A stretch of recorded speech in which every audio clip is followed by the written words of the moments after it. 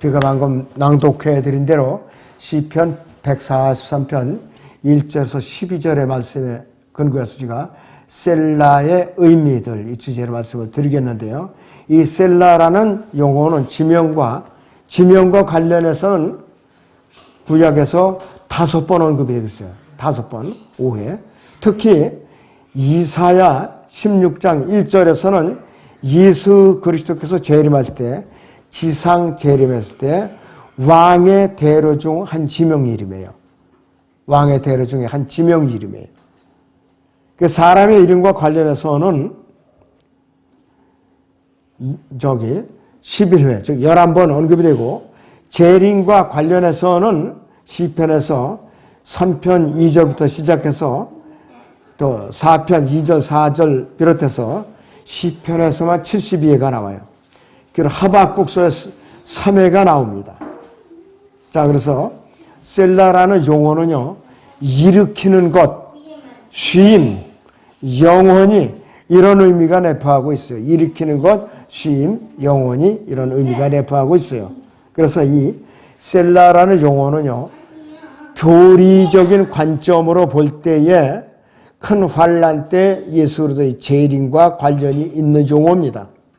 그래서 이 셀라라는 용어가 나오는 문맥은 읽을 때마다 우리가 재림과 관련해서 교리적으로 잘 살펴보면서 유념해서 읽어야 돼요. 시편 143편 6절에서 이 셀라라는 용어는요, 시편 143편 1절에서 6절이 교리적으로 멸망의 아들에 의해서 멸절을 당하는 큰 환란 기간에 이스라엘이 이집트에서의 생활과 10가지 재앙들, 그리고 홍해를 건너서 광야로 출애굽한 역사 등이 기록된 이스라엘의 날들을 가르치는 이스라엘의 날들. 그래서 여기서 박해받는 성도는 영적으로 뿐만 아니라 문자적으로도 극심한 갈증을 겪어요. 문자적으로. 실제적으로도 갈증을 겪는다 이것이에요. 자, 광야로 이제 나왔는데 이스라엘 백성들이 불평을 했어요. 목이 마르다고. 그러니까 모세가 반석을 향해서 지팡이만 이제 가르치고 말하라고 그러는데 홧김에 혈거를 부리고 반석을 2번이나 내리쳐버렸죠. 예수님을 십자가에 2번 못 박는 일을 하는 거예요, 그것이. 하나님께서 기뻐하시는 일 아니란 말이에요. 그래서 모세는 그 불순종으로 인해서 가나안 땅으로 못 들어갔어요. 약속의 땅을 보기만 하고 죽었어요. 아깝죠? 참 기껏 고생만 하고. 143편 5절에서요. 옛날이라는 용어. 이것은 뭐냐 이것이요. 이 이집트에서 저 노예 생활과 10가지 재앙들, 홍해를 건너면서 고생한 거, 광야에서 고생한 출애굽한 이스라엘의 과거를 말하는 것이에요. 시편 78편을 잠깐 보겠습니다. 굉장히 고생을 했던 그 기간이에요. 자, 10절부터 보시면요. 그들이 하나님의 언약을 지키지 아니하고 그의 율법 안에서 행하기를 거절했으며 그의 역사와 그들에게 보여주신 그의 이적들을 잊었도다. 그가 이집트 땅 소환 들에서 그들이 조상들이 목전에서 경이로운 일들을 행하셨도다. 그가 바다를 가르시고 그들로 지나가게 하셨으며 물들을 무더기처럼 서 있게 하셨도다. 그가 또한 낮에는 구름으로 온 밤에는 불빛으로 그들을 인도하셨도다. 그는 광야에서 반석들을 쪼개시어 크고 깊은 곳에서 나는 마실 것을 그들에게 주셨도다. 그는 또한 반석에서 시냇물을 내시고 물들이 강같이 흐르게 하셨도다. 그러나 그들은 광야에서 지극히 높은 지분을 성나게 함으로 더더욱 그에게 죄를 지었도다. 또 그들은 자기들의 욕심대로 먹을 것을 구하여 그들이 마음에 하나님을 시험하였으니 정녕 그들은 하나님의 거역하여 말하였도다. 그들은 말하기를 하나님의 광야에서 식탁을 마련하실 수 있겠느냐 이렇게 갖고 하나님을 시험했다 이거예요. 그런데 실제적으로 그들에게 먹여 주셨죠. 민수기 11장을 잠깐 보죠. 자, 4절부터 보죠. 그들 가운데 섞여 사는 무리가 욕심을 품으니 이스라엘 자손이 다시 울며 말하기를 누가 우리에게 고기를 주어 먹게 하리요. 우리가 이집트에서 거저 먹었던 생선과 오이와 멜론과 부추와 양파와 마늘을 기억하지만 이제는 우리의 혼이 말라 버리고 우리의 눈 앞에는 만나밖에 아무것도 없구나 하더라. 만나는 마치 고수풀씨 같고 그 색깔은 마치 델륨 색깔과 같은 것이라. 백성이 두루다니며 그것을 거두어 맷돌들에 갈거나 절구에 찢고 철판들에 굽고 과자들을 만들었으니 그 맛이 마치 신선한 기름의 맛과 같았더라. 이슬이 밤에 진영에 내릴 때에 만나도 그 위에 내렸더라 이랬습니다. 앞으로 큰 환란 기간이면 피트라에서 이런 사건이 또 일어날 것이에요. 7절에서 고수풀씨라고 그랬어요. 이 고수풀씨는 바빌론 여신의 이름이에요. 고수풀씨라는 말 자체가 바빌론 여신의 이름이에요. 자, 그런데 이들은 또 고기를 먹고 싶어서 불평을 했어요. 이들에게 메추라기를 몰고 왔죠. 메추라기를 몰아 다니셨어요. 그런데 그들이 이빨 사이에서 씹어갖고 삼키기도 전에 그들을 쳐버렸어요. 많은 사람들이 죽었어요. 하나님을 시험하면은 잘 되는 일이 없어요. 죽임을 당한 거예요.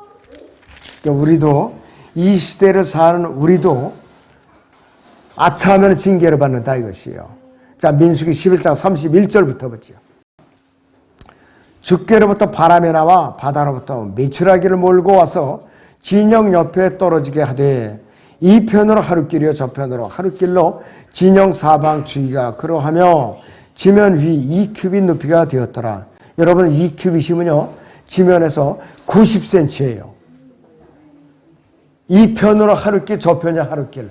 엄청나게 광야 전체가 메추라기 저 더미로다가 그냥 쌓여버린 거예요.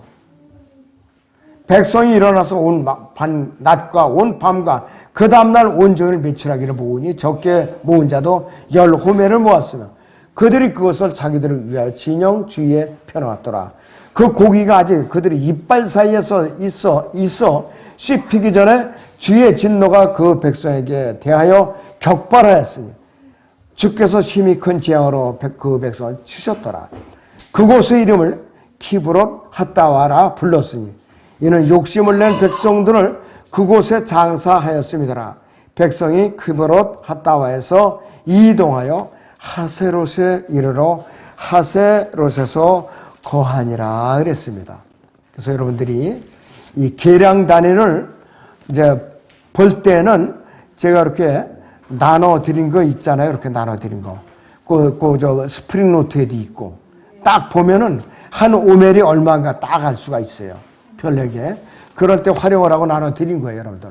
그냥 저 집에 갔다가 책꽂이 꽂아놓거나 주머니에 놓고 다니는 게 아니라 성경을 볼 때마다 보라 이거예요. 그 2장에 3장에 계량 단위가 나와요. 자, 그래서 유대인들은요, 마른 땅인 피트라에서 이 기도를 앞으로 다시 드려요. 왜 다시 드리냐? 이 큰 환란 기간에 양식이 없어요. 그럴 때는 부르짖어야 돼, 이들은. 시편 78편 15절을 다시 보죠. 그는 광야에서 반석도로 쪼개시어 크고 깊은 곳에서 나는 마실 것을 그들에게 주었도다 그랬습니다. 자, 그런데 이들에게 만나를 내려주시던데 23절부터 보죠. 그러나 그가 위로부터 구름에게 명하사 하늘이 문들러 여섰으며 그들에게 만나를 비같이 내려먹이시고 하늘의 곡식을 그들에게 주셨느니라. 사람이 천사들이 음식을 먹었으며 주께서 그들에게 먹을 것을 풍족하게 보내셨도다 그랬습니다. 25절에서 만나는 천사들의 음식이에요. 우리가 들림받으면 만나를 먹어요. 천사들의 음식이기 때문에 지상에 와서도 어떻게 되느냐? 앞으로 만나를 또 먹을 수가 있어요. 앞으로 주님께서 역사하시면. 그런데 이들은 만나가 맛이 없다고 불평을 했던 거예요. 그래서 우리한테 고기가 필요하다고 악을 쓰니까 하나님께서 메추라기를 보내주셨죠. 이들이 익혀갖고 씹어갖고 삼키기 전에 이빨 사이에 끼었을 때서 쳐가지고서 많은 사람들이 목숨을 잃었죠. 이때에 바로 주기도문이라는 마태복음 6장 9절에 13절에 그 제자들의 기도, 그것이 남은 자들이 부르짖어야 될 기도예요. 우리가 우리에게 이러한 양식을 주옵시고, 그런 거. 지금 이 시대에 예배의 일부로서 의미 없게 그냥 암송하는 종교 행위가 아니라 이것이에요. 앞으로 이제 큰 환이 들이닥치면은 광야로 피신한 남은 유대인들이 부르짖어야 할 기도라 이것이에요. 자, 그래서 이들은 양식을 물도 초자연적으로 얻어야 돼요. 영적인 의미의 구원을 바라는 성도의 영적인 행동인 것처럼 말끔하게 위장되어 있는데 실제적으로는 교리적으로 환난 성도의 기도가 바로 이 마태복음 6장 9절에서 13절이에요. 근데 요즘 위장된 기도를 많이 하잖아요. 제도교회마다 주기도문으로다가 시작하고 주기도문으로다가 끝냅시다. 어디 신방 가서도 주기도문으로다가 끝내겠습니다. 이렇게 하고 액세서리 기도로다 달고 다니는 거예요. 이것이 위장된 기도라 이거예요. 진짜 교리적인 기도는 앞으로 큰 환난 기간에 유대인들이 기도해요. 우리하고는 전혀 상관없어요. 자, 시편 143편 본문 3절을 다시 봅니다. 원수가 내 혼을 박해하였고 내 생명을 땅에 내리쳤으며 나로 하여금 죽은 지 오래된 사람들처럼 암흑 속에서 거하게 하였나이다. 이렇게 부르짖고 있어요. 12절도 보죠. 주의 자비로 내 원수들을 끊어버리시고 내 혼을 괴롭게 하는 자들을 모두 멸하소서. 나는 주의 종인이다 그랬어요. 이 혼은 사람의 혼을 말할 뿐만 아니라 육체적인 생명이에요. 바로 육체적인 생명이에요. 구약에서는 혼이 사람의 몸에 달라붙어 있었어요. 몸은 영이 달라붙어 있었다 이거죠. 구약에는 거듭난 사람이 있을 수가 없어요. 그래서 구약에서 혼은 사람의 생명하고 서로 동의어가 되어버렸던 것이에요. 창세기 19장의 20절을 보겠습니다. 보소서 이제 내 이 성읍은 도주하기 가깝고 작은 성이거든요. 나로 그곳에 도피하겠소. 이는 작은 성읍이 아니니까. 그러면 내 혼이 살리다 그랬어요. 내 생명이 살리다 그랬어요. 혼은 사람이다. 생명이다. 그 뜻이에요 바로. 자, 그래서 바울은 신약에서 로마서 7장 2절에서는 혼을 자기 남편에게 결합되어 한 육체가 된 아내로 비유한 거예요. 그럴 때는 우리는 옛 육신을, 이 혼이 옛 육신과 결혼 생활을 하다가 어느 날 구원의 복음을 듣고 거듭나는 순간에 예수 그리스도라는 새 남편하고 내가 혼인을 하게 되는 거예요, 바로. 그래서 내 혼이 지금은 누구한테 붙었어요? 예수님께 붙어 있는 거예요. 내 혼이 아직도 옛 육신에 붙어 있다면 그 사람은 구원받지 못한 사람이에요. 로마서 7장 4절에서 5절을 봅니다. 나의 형제들아, 이런 연유로 너희도 그리스도의 몸으로 인하여 율법에는 죽었나니 이는 너희로 다른 사람 즉 죽은 자들로부터 일으켜지신 그와 혼인하라는 것이요 그래야 우리로 하나님께 열매를 맺게 하려는 것이라. 이는 우리가 육신 안에 있었을 때에는 죄들이 정욕이 율법을 통하여 우리 지체 속에서 역사하였으나 사망에 이르는 열매를 맺었으나 이제는 우리가 붙잡혔던 것에서 죽었으므로 율법에서부터 구제되었으니 우리가 영의 새로움으로 섬길 것이요 본문의 낡은 것으로 섬기지 아니할 것이라 그랬어요. 로마서 6장은 죄에 대해서 우리가 죽은 것을 여기라고 그랬죠. 로마서 7장은 율법에 대해서 죽은 것을 여기라고 그랬어요. 이 두 가지를 믿지 않으면 그 사람은 구원의 확신을 가질 수도 없어요. 자, 그렇다면은 시편 7편 15절이나 9편 15절이나 이 143편에서 셀라라는 용어가 나온 뒤에 이 큰 환난에 대한 주제들이 쫙 나오고 있어요.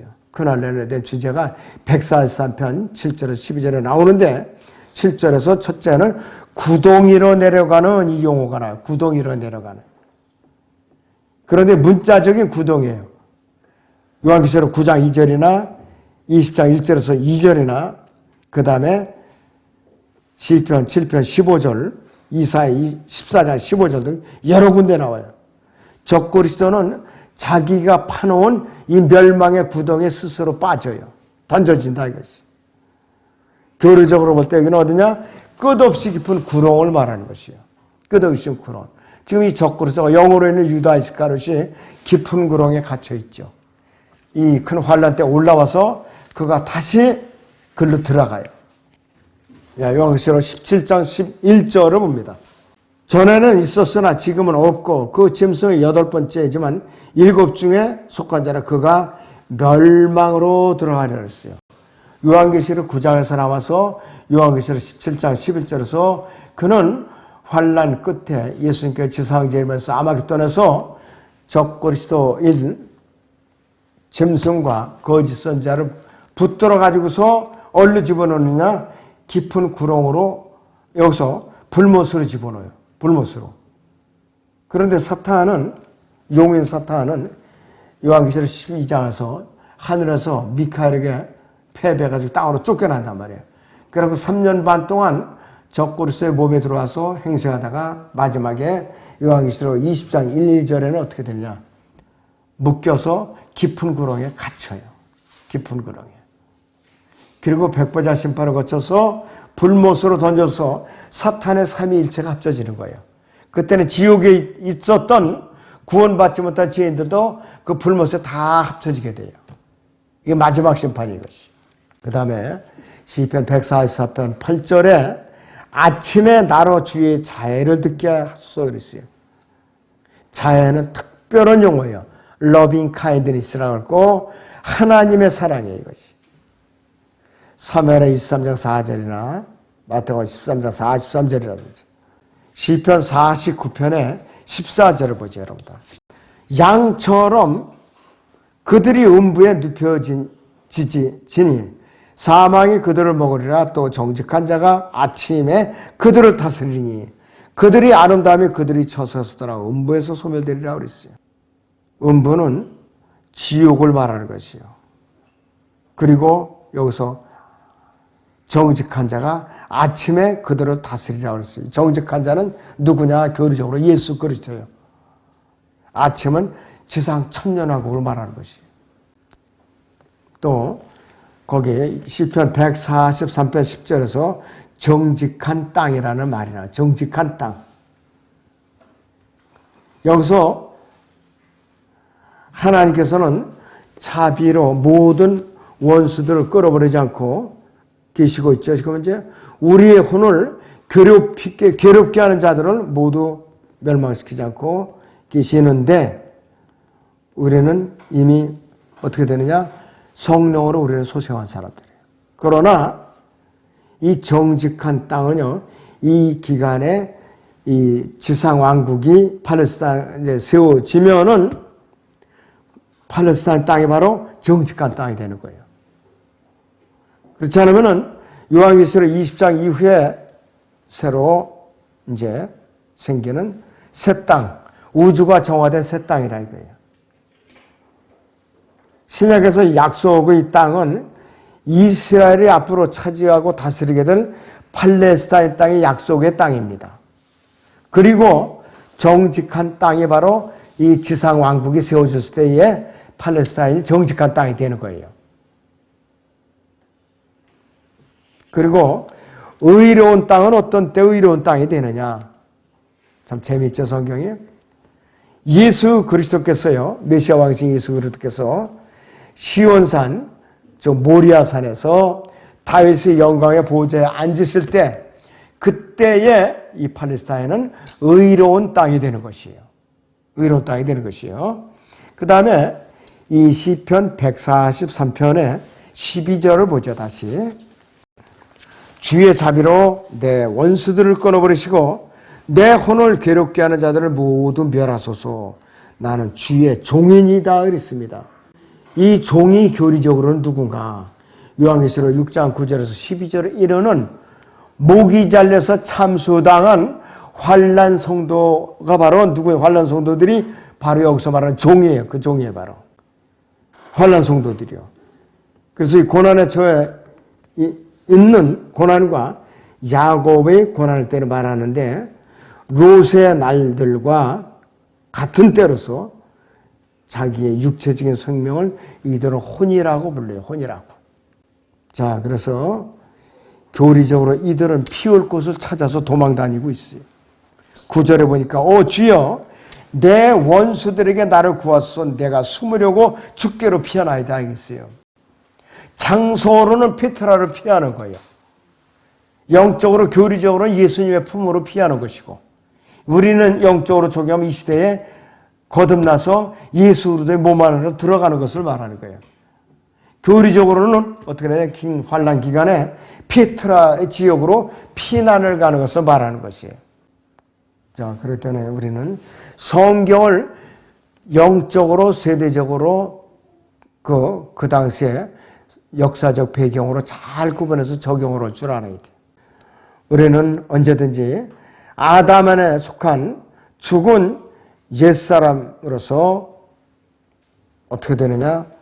예수님을 믿는 그 순간에 새 사람으로 주님께서 소생을 시켜준 거예요. 그런데 이들은 소생되는 방법이 우리하고 달라요. 믿음과 행위가 따라야 돼요. 어려운 땅, 정직한 땅은 바로 팔레스타인 땅이고 지상왕국이 세웠을 때는 어디가 어려운 정직한 땅이냐? 팔레스타인 땅이에요. 그리고 어려운 땅은 예수 그리스도께서 다윗의 영광의 보좌에 앉아서 민족들을 심판하실 때 그때가 의로운 땅이라고 또 불러요. 용어가 좀 미묘한 차이가 나죠? 구분을 좀 잘 하시기 바랍니다. 자, 기도하겠습니다.